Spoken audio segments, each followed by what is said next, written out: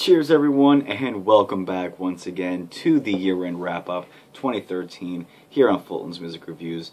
In this video we're going to be taking a look at the top 15 albums of the year, and this is going to be the final part of 2, and if you were coming straight from part 1, please stay tuned because there's definitely a lot of great music ahead of us to talk about.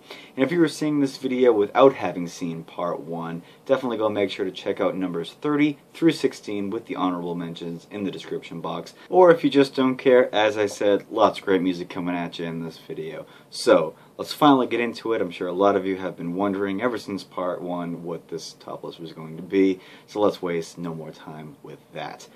Coming at you with the top 15 albums of the year, let's get into this. And cheers before we begin. Alright, so let's begin.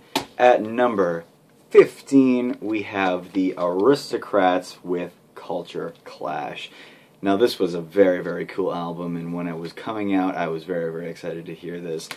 Their debut album, if any of you can believe it, was the result of only being together for just a little while. But this is the result of them being a touring live band for many, many years, and finally gelling with their different personalities as a trio, all instrumental, all progressive fusion.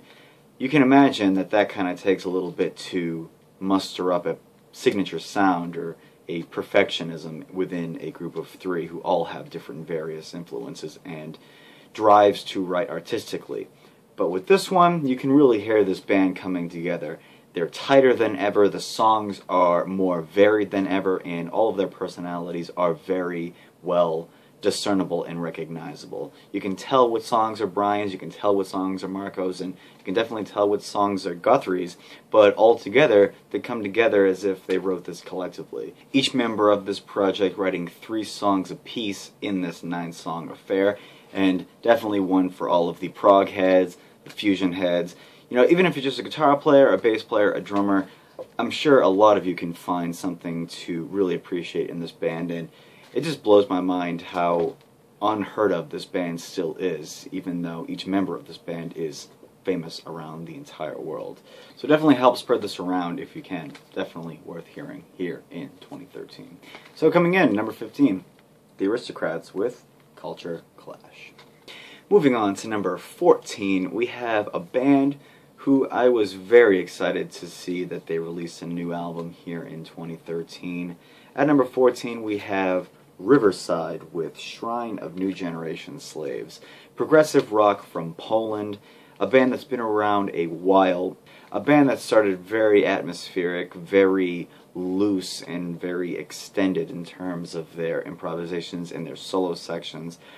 They pretty much homed it in just a little bit on this album and crafted a very, very great work of progressive rock here in 2013. Still influenced by that Pink Floyd sound, but this time a little bit more rockier, as I said in my short review of this. So definitely one for all the progressive rock fans to check out if you haven't heard of this band already. This is one of the most leading bands in the genre at this point, and one not to be missed. Number 14, Riverside with Shrine of New Generation Slaves. Coming in at number 13, we have progressive metal release, of which the entire genre of progressive metal would never have been the same had this band never existed in the first place. At number 13, we have Fate's Warning with Darkness in a Different Light. Now, this was a huge buzz in the community when this album was first announced. The Fate's Warning Parallels lineup back together on this album and sounding better than ever. Dare I say this is the best album since A Pleasant Shade of Grey, and arguably the best album since Parallels. And on this album we have the old sound with Ray Alder, as well as the rather new sound, some of the sympathetic resonance influence from John Arch and Jim Matheos coming out, and some of the new influence in Jim's playing coming from the OSI project that he's been doing the last 4 albums. Ray is sounding better than ever, coming from years of singing with Redemption, a band that many of you have known from seeing Dream Theater live, and this is a band that can still influence and still be an inspiration to the entire progressive metal genre even 30 years after their inception. This is one not to miss here in 2013. and one that is just one of the best reunion albums of the year as well. Coming in number 13, Fate's Warning with Darkness in a Different Light. Coming in at number 12 was an album that honestly I was not ever expecting coming this year. A band that is a progressive black metal project, which in theory almost sounds taboo in and of itself. Coming in at number 12, we have In Vain with Enigma. Getting into the entire musicality of this idea, this album being the third album in their catalog, the clean vocals are some of the best I have heard all year, and some of the best I have heard in a long, long time. These songs are progressive, these songs are adventurous, these songs are massive, and the clean vocals are just the tip of the iceberg when it comes to this, and the icing on the cake. I can't wait to see where this band goes with the next release, and only have great things to say about this. Coming in at number 12, In Vain with Enigma. Coming in at number 11, just barely making the top 10, we have, at number 11, James LaBrie with Impermanent Resonance. Now, this was a very interesting album, not only for him as a vocalist, but also as a co-writer and producer along with Peter Wickers of Soilwork. Now, this was interesting because a lot of this album sounds like it could have been ex-Soilwork material, as Peter Wickers is no longer in Soilwork. But along with a lot of this album sounding like a melodic death metal album, there is a flip side to this album that reminds me a lot of the last Devin Townsend Project album, Epicloud. This big pop metal influence that you wouldn't think would ever come together, but with James's voice, very anthemic, very velvety, very dynamic, he makes it work incredibly, incredibly well. And I feel that this album really, really comes together with kind of the back and forth variance in the way that the track listing unfolds. One to definitely check out this year, and one that I don't think a lot of people are going to be a fan of right away, but trust me, with some time, a lot of this really does start to open up, and it really gets quite enjoyable to listen to. At number 11, James LaBrie with Impermanent Resonance. Alright. Coming in at number 10 is an album that shook up the entire top 30 list when I first heard this, going straight to the top 10 on its first listen.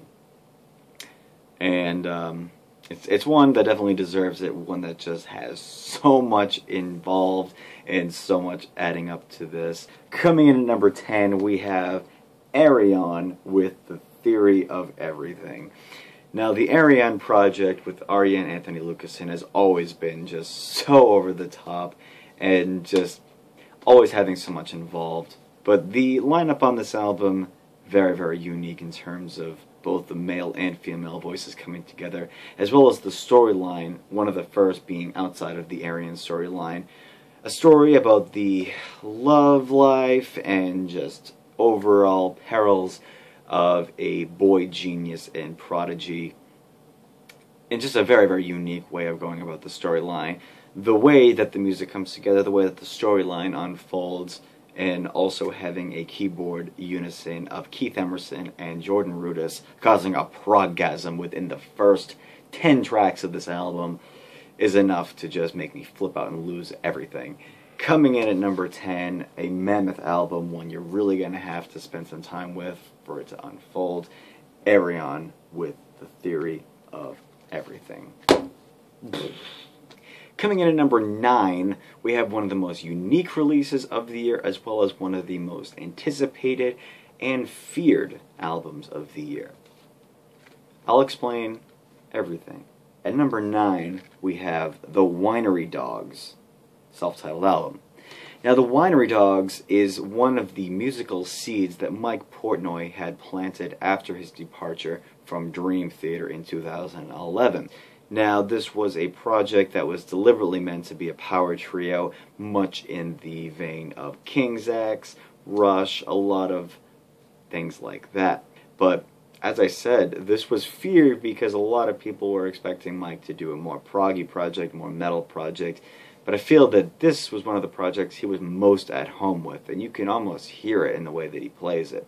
This band had only been around for a few weeks, maybe in like a month before they started writing this album, and this is a band that sounds like they've been together for like 10 years, and the variety that they have in their songwriting, the musicianship, and the way that they can go about performing these songs is unbelievable given the amount of time they've been around. One that is a bigger album in terms of the shorter songs that have a lot of variance and a lot of variety, and one that definitely reflects a band that is going to grow and evolve over the years, and I just can't wait to see where they can go with the next release. Coming in at number 9, the Winery Dogs with their self-titled album. Coming in at number 8 was a band that I was so glad I got to check out this year, and instantly after hearing this album, it rose to one of my top favorite albums of the year, and one I did a review of over on Can This Even Be Called Music. At number 8, Ancients with Heart of Oak. Musically, the culmination of bands such as Mastodon, Black Sabbath, Opeth, along with this huge raw metal and even black metal influence. And with all these different combinations, you could think that this could be a disaster waiting to happen. But Ancients is a band that was able to take these influences, mold them together with such effortlessness, and sounds like they just belong together. You just want to hear more from this band after it ends, and that just says so many great things about them already. This is their first full-length album, and I see great things coming to this band. I just can't wait to see where they can go from here. Definitely deserving of the top 10 spot at number 8, Ancients with Heart of Oak. Wow. Coming in at number 7 is an album that a lot of people either loved or absolutely hated. Number 7, we have Darkthrone with the Underground Resistance. And this is one that a lot of people found laughable, a lot of people found this almost comical, but in Darkthrone vein, they didn't give two fucks what people thought of this album, and they wrote this clearly for them. And this is an album you can obviously tell they had a lot of fun making. As I said in my review of it, this album is a riff machine. Riff after riff after riff, and all you want to do from start to finish is bang your fucking head off. And it is just so much fun, and this is an album that only gets better and better with every listen.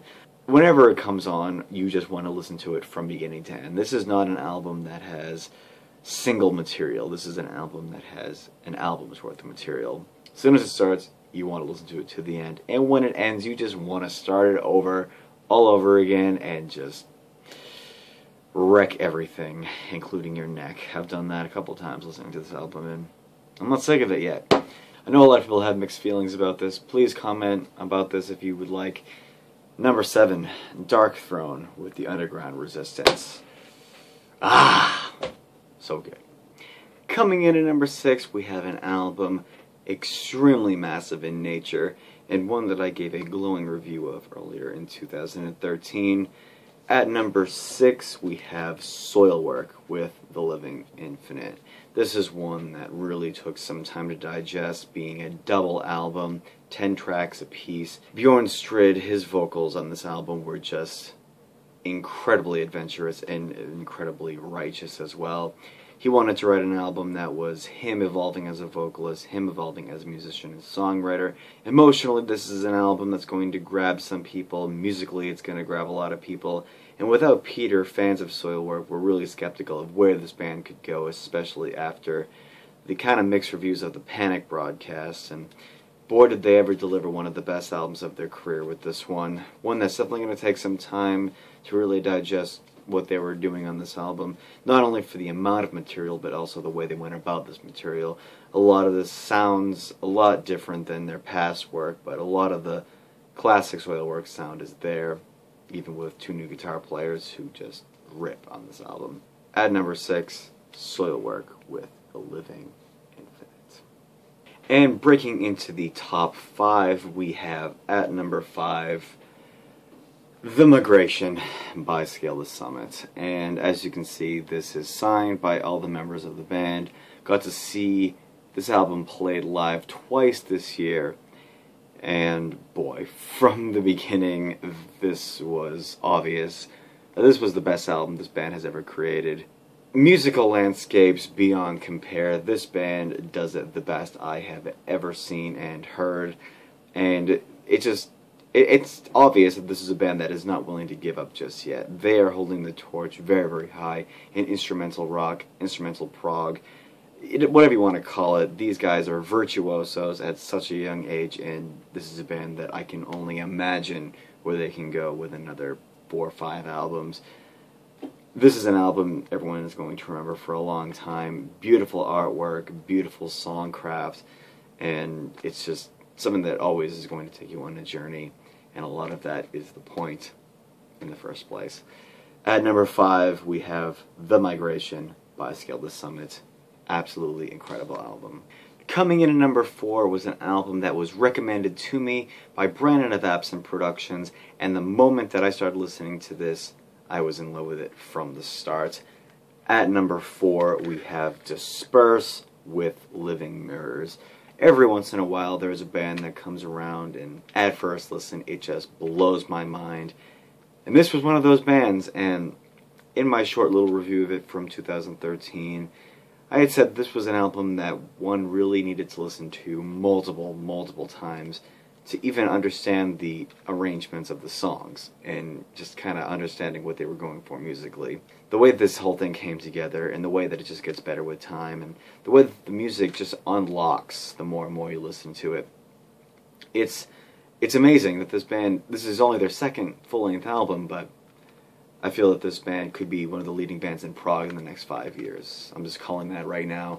Very well deserving of the spot. For fans of Cynic, Dream Theater, it has it all, and it really just blends everything about modern prog as well as some of the old past prog and modern fusion as well. Check this out if you haven't already. This is just an amazing piece of work. At number 4, Dispersed with Living Mirrors. And coming in at number 3, we have an album that a lot of people are going to probably put very, very high on their list. One that really struck home with me from first listen and only got better with time. This is a band that is going to go very, very far. And with this album, I feel like they have already gone that distance. At number 3, we have Haken with The Mountain. Now, this is their 3rd album of their catalog, and being a fan from the beginning, I actually used to be friends with them ever when I first started my music MySpace back in the day when we used to have that. And that was back in the early 2000s.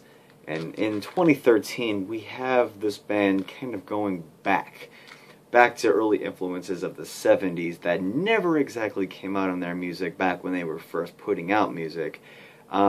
This is more of a gentle giant, more of a eclectic prog, not exactly metal, but more of an instrumentation of the vocals that become very prominent during the duration of this listen.